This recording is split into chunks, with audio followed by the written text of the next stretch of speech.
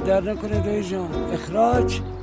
این پرونده تمام پرسنل وزارتخونه است. همه رو ببرید اتاق من، باید همه بررسی شه. بفرمایید. سلام منصور خان. سلام. متاسفم برای شما. جناب گرجی بفرمایید به خانواده برسین، به نوای گلتون برسین. بفرمایید. گفتم بیادبه نباشه جلوی شما بخش. بفرمایید. شما به کار کرد و عمل درست من انتقاد میارید جناب وزیر. و علاقه وافر شما به مدرک تخصصیتون، شما به وزارتخونه مربوطه منتقل میشی. سیاستیش غنی و دور از اخلاق انسانی است. واقعا براتون متاسفم با این ادبیاتی که دارید. چه ادبیاتی؟ بفرما. خانم خورشید یه پرونده درست کنی برای وزارتخونه هماهنگی. چشم آقای رئیس.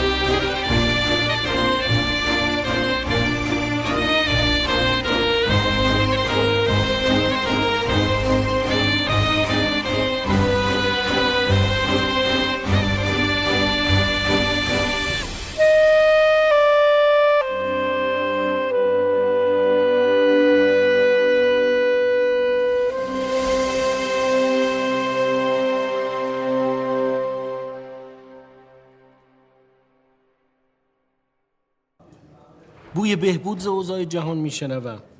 این جابجایی‌ها بوی خوشی میده. درخت گلابی، درخت سیب، درخت لیمو، درخت گریپ فروت، طعم گیلاس، بوی کته. اینا بوییست که در طبیعت دیده میشه، در جنگل. حالا یه مش آدم بی فرهنگم وردارن روی درخت‌ها چه میدونم کنده کاری بکنن، لونه گنجشکا رو خراب کنن. ما که نباید خودمون از دست بدیم قربان. آقای موسان خیلی قشنگ حرف میزنه، ولی درخت گلابی و لیمو اینا تو جنگل نیست. جناب آقای بابک، شما چرا بین طبیعت جنگل و طبیعت منزل بنده حقیر فرق میذارید؟ این همه طبیعتن دیگه.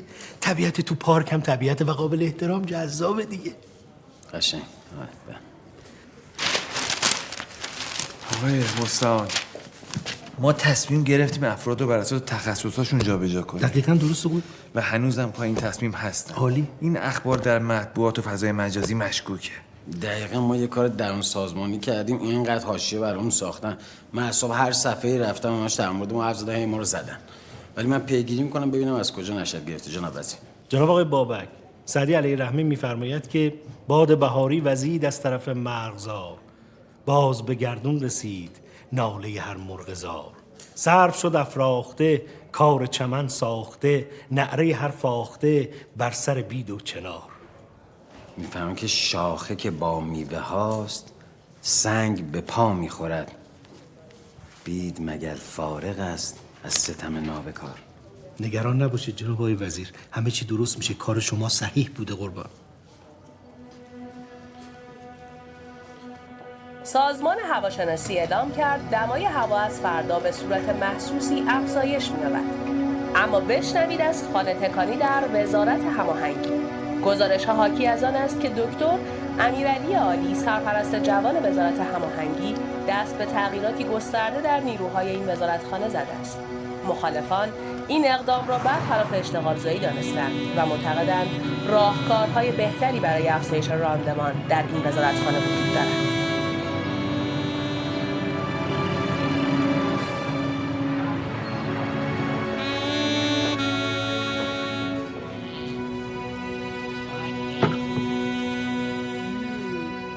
آقا جلال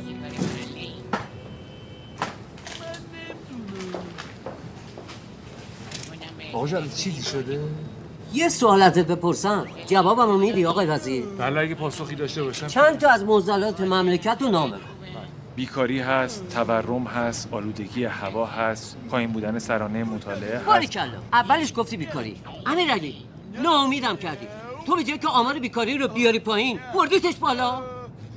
آقا جلال لطفاً به این شایعات توجه نکنید خواهش میکنم. امیرعلی من 40 سال توی این مغازه یکی از شاگردامو بیرون نکردم. اون وقت تو 2 روز وزیر شدی تحلیل نیرو میکنی، کاربنده خودت بیرون میکنی. آقا جلال اصلا ماجرا اینطور که شما گوش کن ببین بهت چی میگم. تا زمانی که از تلویزیون، رادیو، اخبار خوب ازت نشوفم، از دهن مردم نشوفم، تا زمانی که با چشم خودم نبینم این اجناس نرخش اومده پایین، حق این که از این مغازه خرید کنی نداری. برو ببینم. جناب عالی، هیچ کدوم از درخواستای ما رو عملی نکردیم. تمام کارمندای وزارت خونت رو اخراج کردیم. حداقل به این درخواست من عملی انجام بده.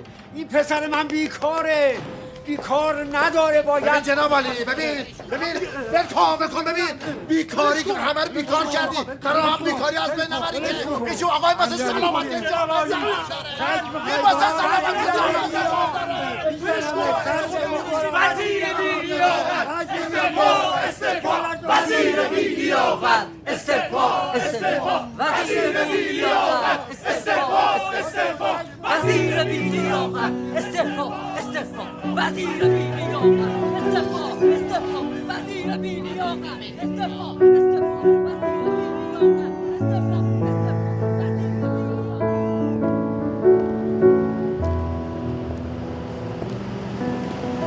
نازنین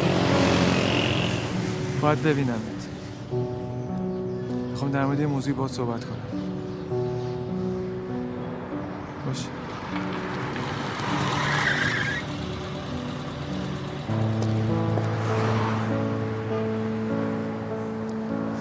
نازنین این خبرایی که داره جلو میچرخه نباید بچرخه.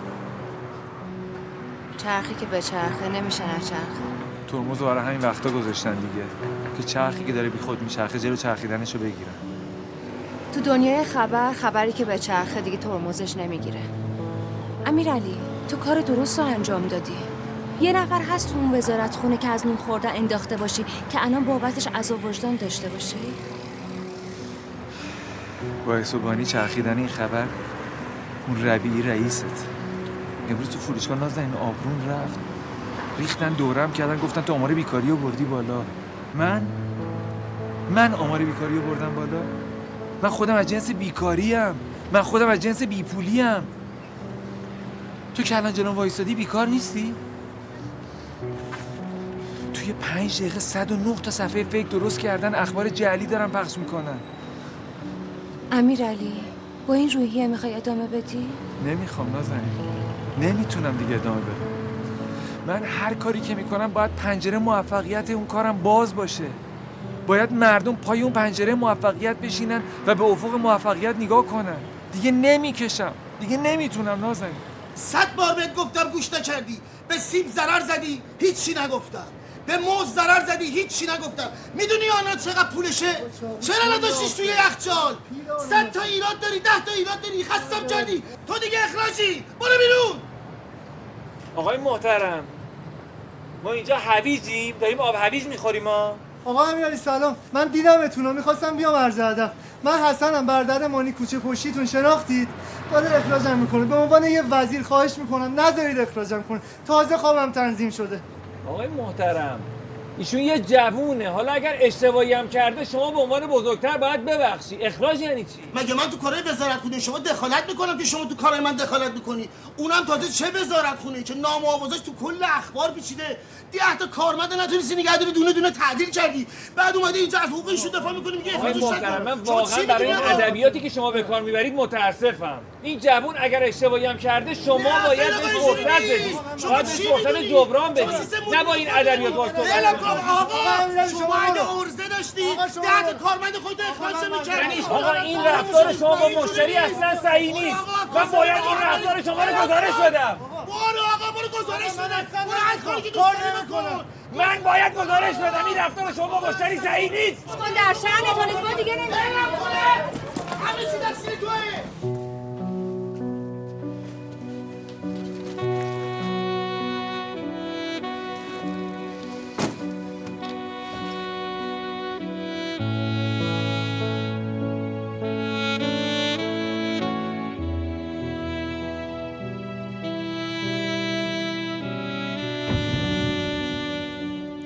اینجا چه خبره؟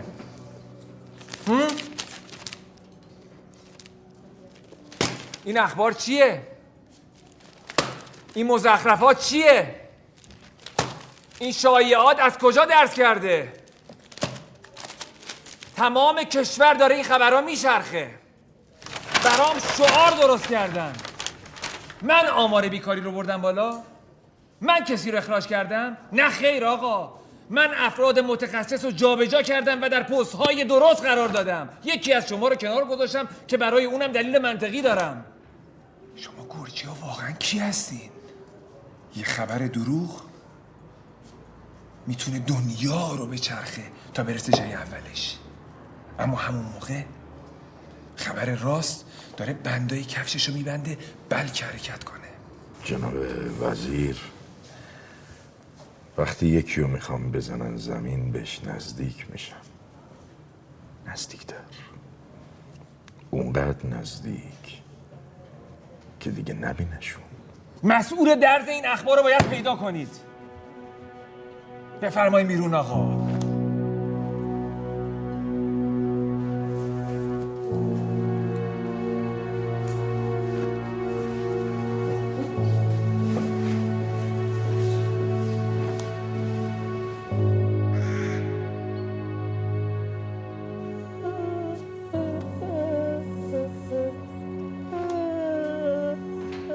آقای محترم، شما برای چی همه جا پا میشی میری میگی وزیر من اخراج کرده؟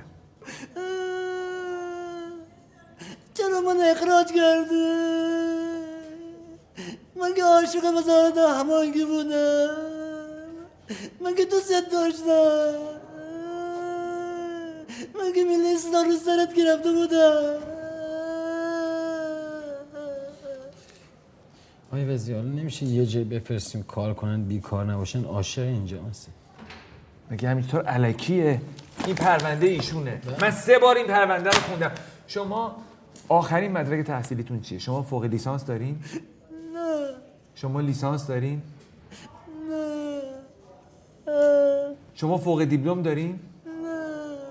شما دیپلم دارین؟ نه. سواد خوندن نوشتن دارین؟ یک کمی. کار فنی، کار تأسیساتی بلدین؟ نه. گواهینامه راهنمایی رانندگی دارین؟ نه. خیاطی بلدین؟ نه. آشپزی بلدین؟ نقاشی بلدین؟ نه. برقکاری بلدین؟ نه. لوله کشی بلدین؟ نه. خانم شما اصلا جای بنده. شما بودین چه تصمیمی میگرفتین؟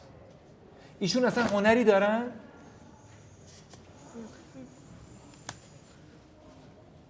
بچه دارین؟ نه. من که ولی دوست داشتم.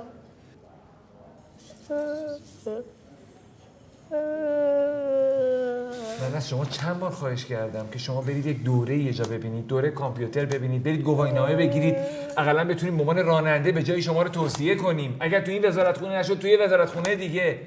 شما اصلا توجهی نکردین.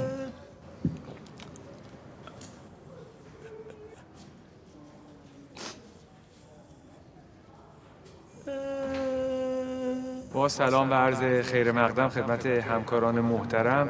خیلی خوشحالم که امروز در خدمتتون هستم. تعامل با اصحاب رسانه و مطبوعات جزء اولویت‌های بنده هستش. اگر سوالی دارین در خدمتتون هستم، بفرمایید. آقای وزیر، شما معتقدین که جوان‌ها بهتر میتونن مدیریت کنند؟ قطعاً. فکر جوان، اندیشه جوان و انرژی جوان قطعاً راهگشاست. درود بر شما آقای وزیر. جناب وزیر، فکر نمی‌کنین تصمیمتون مبنی بر اخراج نیروهاتون جایگاه خودتون هم متزلزل کرده؟ چه جایگاهی؟ ما برای خودمون جایگاهی قائل نیستیم. اگه میز موندنی بود که به بنده نمیرسید.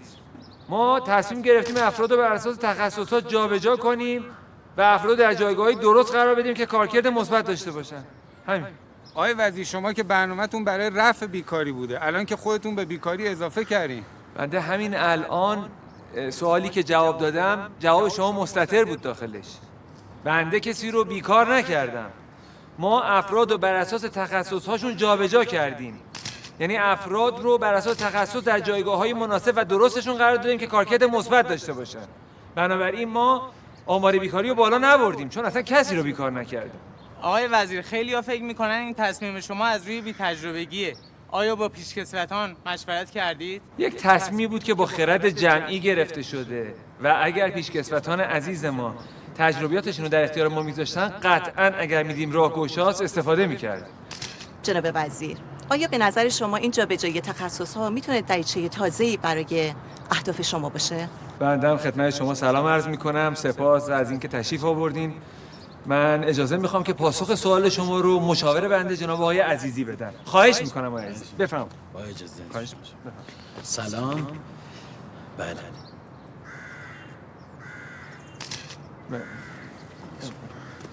بفرمایید. خواهش میکنم. جناب وزیر، به نظر من که تصمیم درستی گرفتین. خب در پایان خیلی ممنونم که تشریف آوردین، وقت گذاشتین. من خیلی به تعامل سازنده با مطبوعات اعتقاد دارم و خواهش میکنم اگر نکته منفی در کار وزارت هماهنگی دیدین حتما به مردم منتقل کنید و البته اگر اتفاق مثبتی هم از نظر شما افتاد اونم برای شادابی جامعه به مردم منتقل کنید. به افتخار خودتون.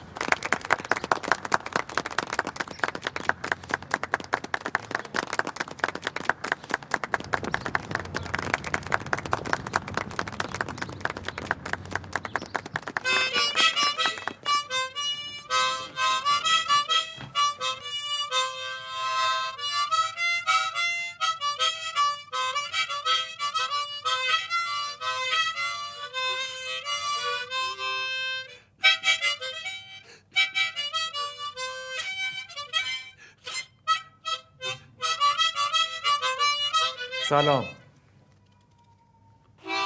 سلام. بابا سلام کردم ها. وقتی بچه بودم پدرم یه درخت جیلاس وسط باغچه کاشته بود. میگفت کسی حق نداره از این جیلاسای این درخت بخوره. میگفتم چرا؟ میگفت چرا نداره؟ این مال گنجشکاست. دقت کردی؟ ولی من میخوردم. شنیدم تو وزارتخونه یه عده رو بیکار کردی از نون خوردن انداختی. درسته؟ من هیچ کس اخراج نکردم. دهن به دهن داره میچرخه که جناب آقای امیرعلی عالی عده زیادی رو در وزارتخونه از نون خوردن انداخته. من آدم‌ها رو بر اساس تخصصشون در جایگاه‌های درست قرار دادم. کسی رو اخراج نکردم. از نون خوردن ننداختم. حالا این خاطره گیلاسا چه ربطی به کار امیرعلی داره؟ خانم ربط داره، خیلی هم ربط داره. آخه من وقتی گیلاسا رو میخوردم بابام منو میبخشید. شما هم اگه تو اداره کسی واقعا تخطی کرد از گناهش صرف نظر کن، ببخشش. خیلی ممنون از این مثال بی ربطتون واقعا. امیرعلی اگر بفهمم تو وزارتخونه کسی رو از نون خوردن انداختی به مادرت میگم شیرش حلالت نکنه. ای بابا باز از من مایه گذاشتی؟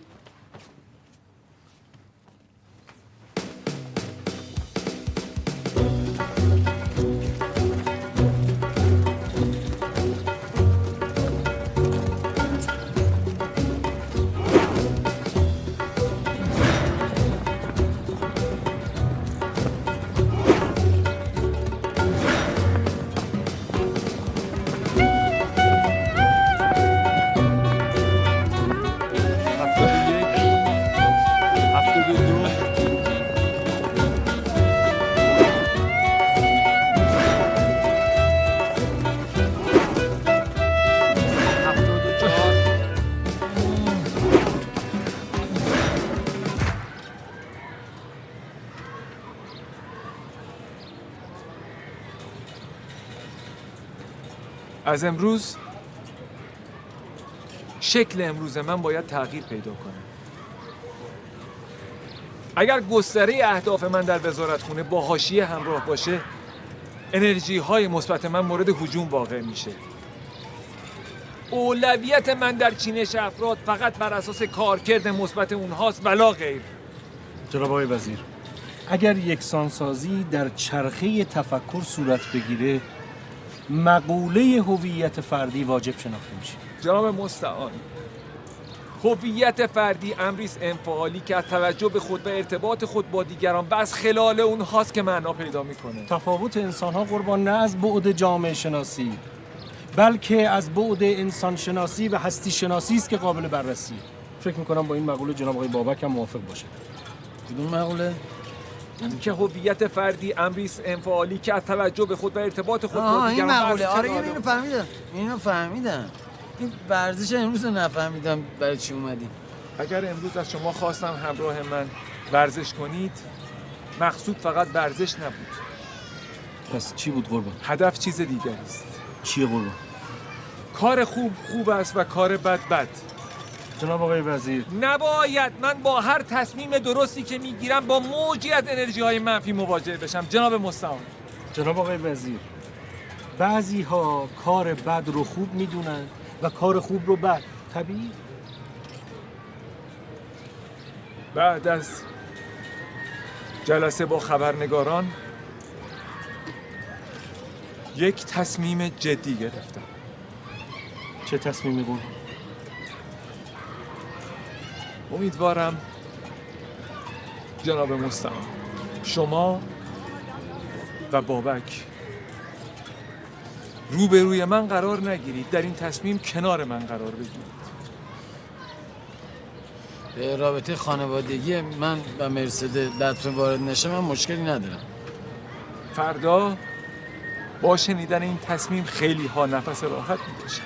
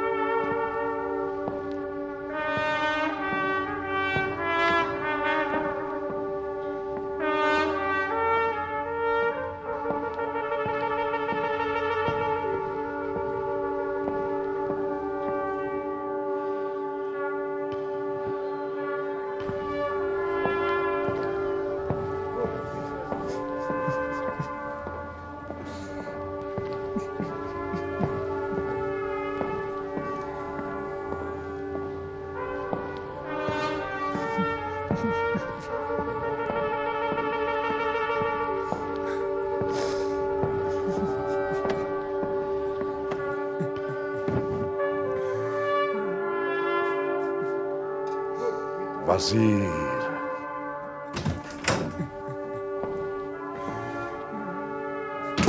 رفت.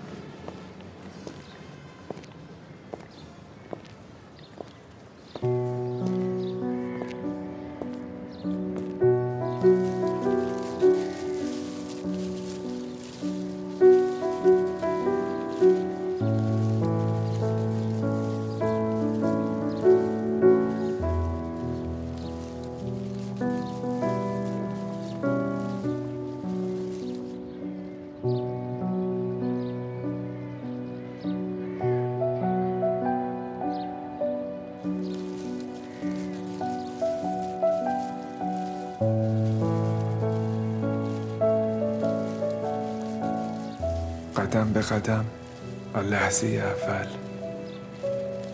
تا همین لحظه آخر.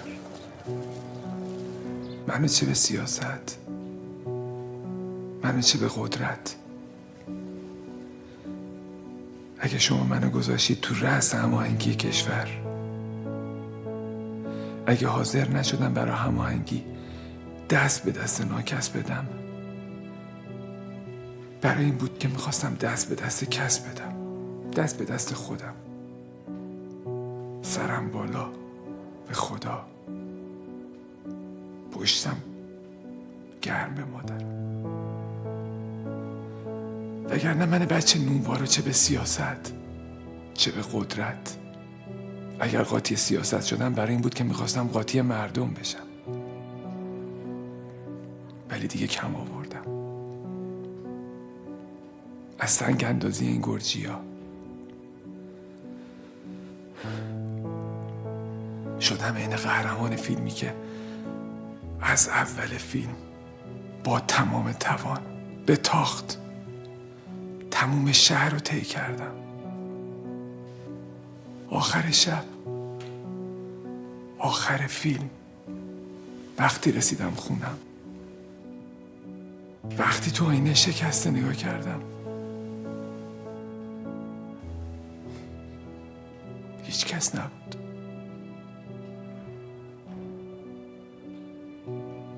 بی کس.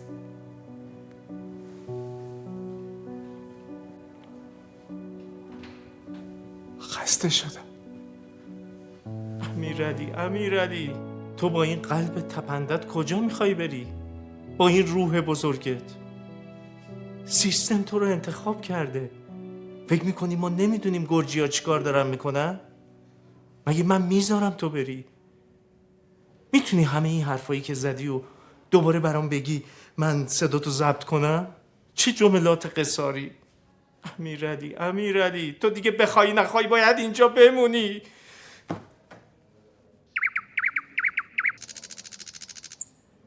آقا شاهین برای امیرعلی دست نزنی.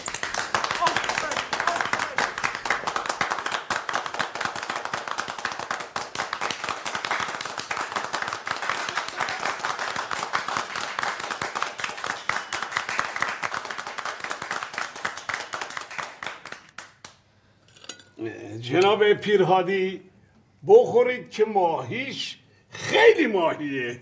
خیلی ممنون، تا دیدم فهمیدم عجب ماهیه. خواهش میکنم. آخه این عباس آقای سر کوچه ما ماهیاش خیلی ماهیه. اتفاقا امیرعلی جانم پسر ماهیه. بزرگوار دکتر، ماهی از خودتونه.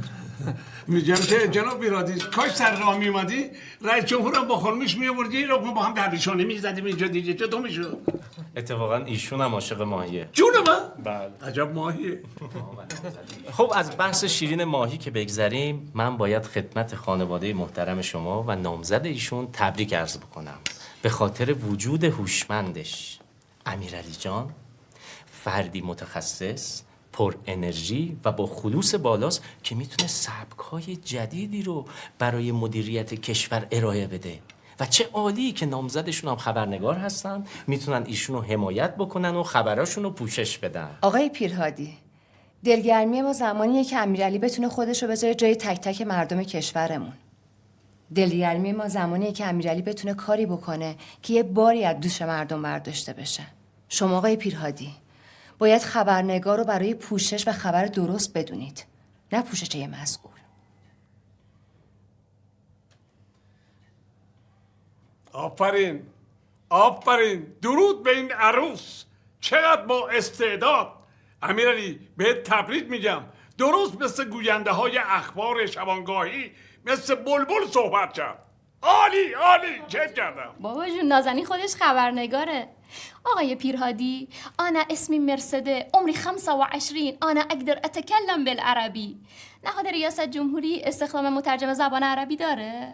شما رزومتون رو بدین امیرعلی جان، حتما بررسی میشه. واقعا؟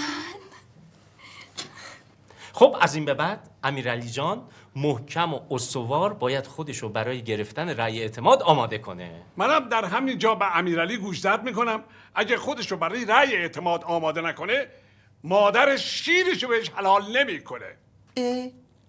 باز که پای منو کشیدی وسط. جناب آقای دکتر، من همینجا خدمت شما اعلام میکنم، من همیشه آمادم که اگر لحظه ای هستم درست باشم و اگر لحظه ای نیستم نبودم حس بشه. ولی تا همینجا شما به من اعتماد کردیم و از شما سپاسگزارم. پس به افتخار جناب پیرهادی و هر مسئول دیگه کشوری که میخواد هر جوون بیکاری رو سر کار بذاره، کف مرتب بزنید، تشویق کنید.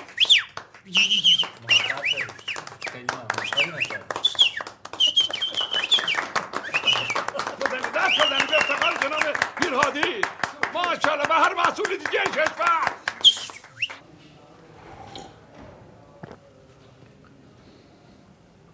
چقدر مهربونید، خوشتیپ واقعا.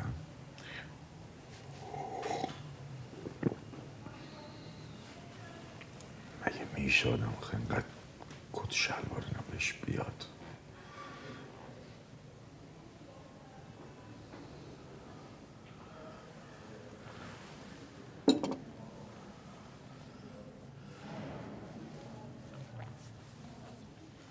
جناب پیرهادی، یه وقت فکر نکنین من کشت مرده سردسته بودن و وزیر بودن.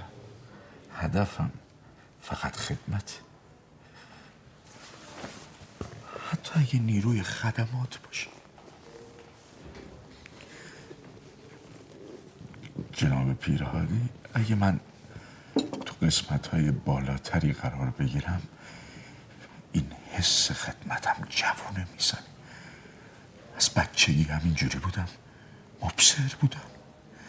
اگه بذل محبتی بفرمایین بنده رو سرپرست وزارت هماهنگی قرار بدین، قول میدم بدون اذن شما هیچ امضا نکنم، کلنگ نزنم. من همیشه وامدار بالادستی ها خواهم بود.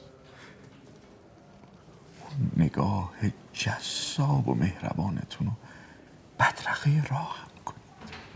یه چیز دیگه بگم و تمام. از پدر بزرگ خدا بیامرزم یه سفره‌خانه‌ای به ارث رسیده به خانواده گرجی ها. فواره، قناری، تیزی، گل. اگه قدم رو چشم ما بذارید، یه روز نهار تشریف بیارید اونجا، در حین نهار خوردن کوچولو هم با هم صحبت میکنیم. خیلی کوچولو.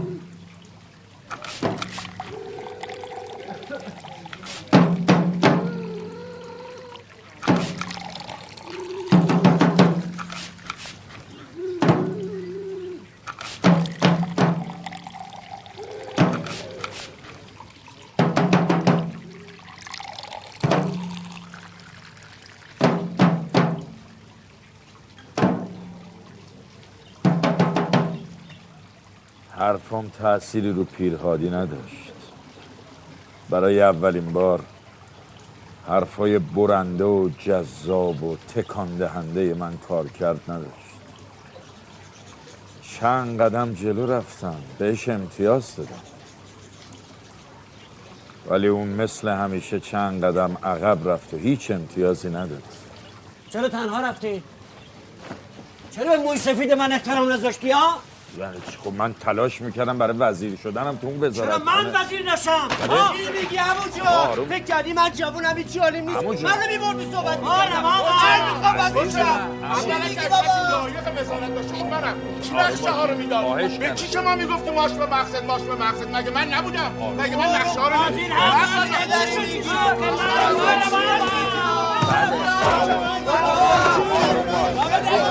آروم باش.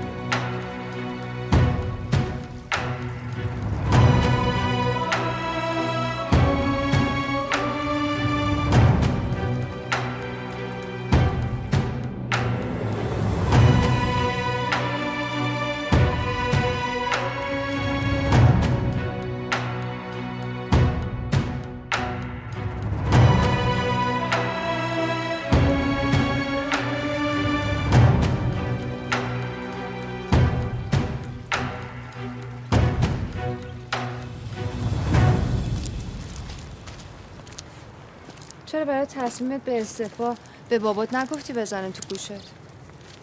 چی داری میگی نازنین؟ میخوای منو برگردونی به عقب؟ من به تصمیمی که برای استعفا گرفتم اعتقاد داشتم. بعد فهمیدم اشتباه کردم. اعتقادم منو برد سمت اعتماد. به هر چی اعتماد داشته باشی بهش اعتقاد پیدا میکنی. مثل اعتمادی که به عشقمون داری. اعتقاد و اعتماد به تو داره زندگی رو برای من میسازه. مطمئنم حضور تو رو موقع رأی اعتماد تو مجلس حس میکنم، ولی خیلی نگرانم، خیلی میترسم نازنین. از چی میترسی؟ از اینی که بعد از رأی اعتماد مردم به من اعتقاد نداشته باشن، اعتماد نداشته باشن، بهم پشت کنن. مردمی که از جنس و طبقه خودمن. به نظر من مهم نیست از چه جنسی باشی. طلا، مس، چدن، نقره، آهن، خاک. مهم اینه که باشی، درست باشی. چقدر قشنگ گفتی.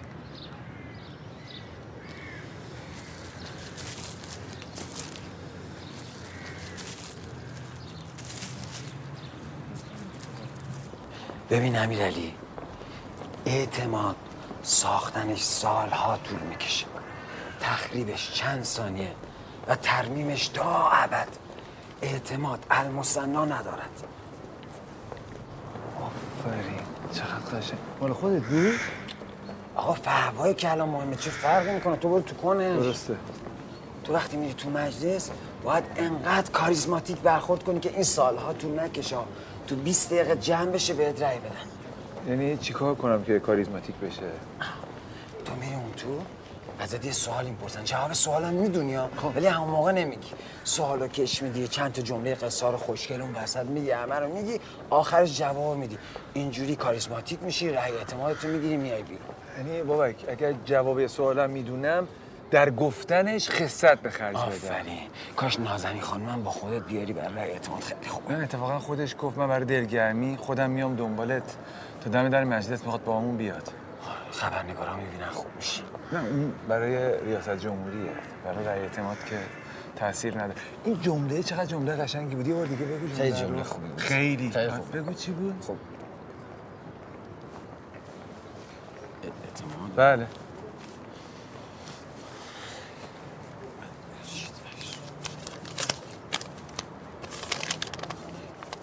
ساختن اعتماد سالها طول میکشه، تقریبا چند ثانیه، ترمیمش سالها. روش‌های ایجاد اعتماد در روابط زناشویی. اعتماد المثنا ندارد. رأی اعتماد 45 دقیقه. زندگی زناشویی نیست که دیگه تو فرصت داشته باشی تو 20 سال خودتو ثابت کنی بابک جان.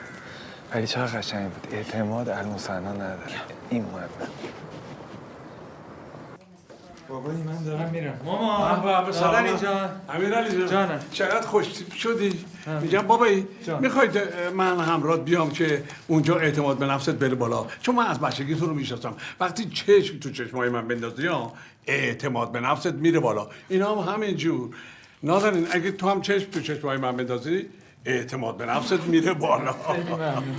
برو مادر جون، انشالله که رأی اعتماد میاری. نازنین جان تو هم به فکر تاریخ ازدواج باشی. ایشالله. خدا قربون دیرت میشه. انشالله. میگم نازنین اگه تو هم همراهش بری ها اونجا چشم تو چشمای هم بندازی اعتماد به نفس امیرعلی میره بالا. من نمیتونم باش برم داخل، ولی بیرون منتظرش میمونم. شما انرژی مثبت بفرستین تا ایشالله رأی اعتماد رو بگیرید. افتخار هرچی انرژی مثبت به سمت داداشم. اعتماد به نفس یادت نره. برو سلامت. خدا به همراهت. یادت نره ها. تو هم برو بالا. برو بالا. مراقب باشی.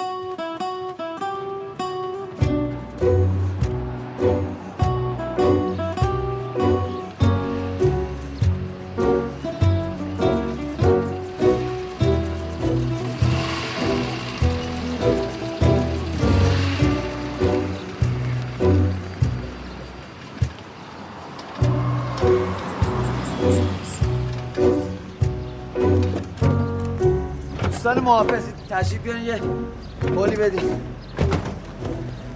زحمت شد. ببخشید بفرمایید. جناب عالی، بنده عدم استفاده شما از ماشین تشریفات رو متوجه نمیشم. بنده هنوز رأی اعتماد نگرفتم. هنوز وزیر نشدم که بخوام ماشین وزارتخونه استفاده کنم. در حال حاضر بنده شهروند عادیم. مردم عادی ماشین ندارن چیکار میکنن آقا؟ چیکار میکنن؟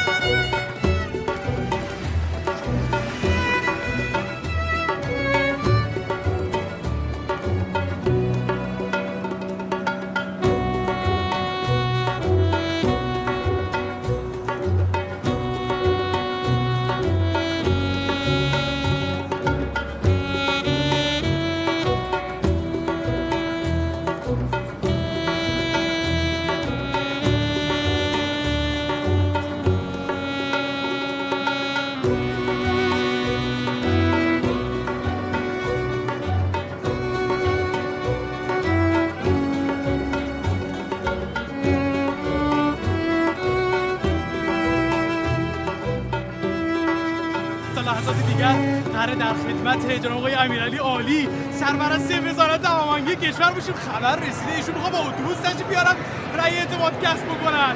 چه فوق العاده است. تشریف آوردن. آقا بیا تشریف آوردن. به به نمیذارن ما نظاره بکنیم. به به تیپو ببین کت شلوار رو ببین، رنگو ببین، عطر رو ببین. اینم بایستی میدی چه لحظه رو من دارم تجربه میکنم. جناب عالی، جناب امیرعلی عالی. جان بستان شما چرا تشریف آوردید؟ گفتم خودم شخصا برسم خدمت شما قربان پیشوازتون. میشه من راضی نیستم. رأی اعتماد ولی رأی اصلی رو مردم باید بدن. مردم نور بگید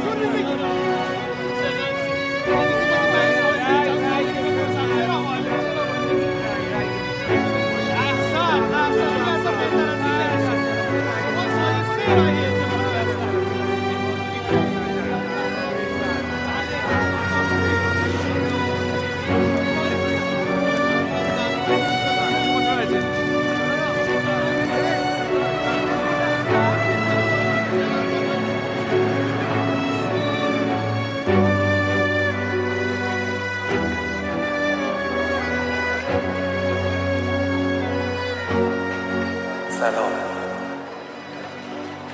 من امیرعلی عالیم.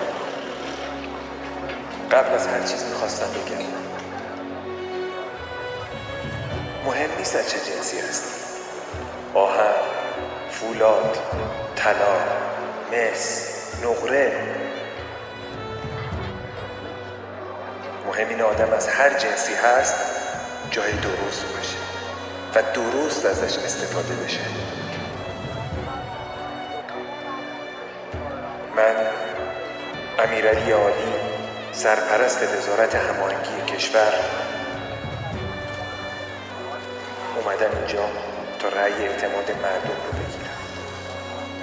اگه مردم به من اعتماد کنن، من تازه اول راه قرار میگیرم. اگه مردم اعتماد نکنن، نه اولی هست نه آخری.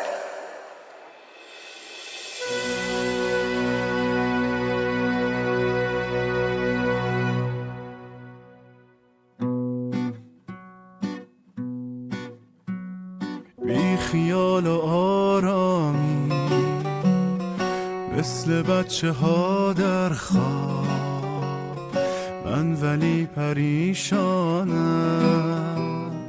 مثل عکس غم در قاب.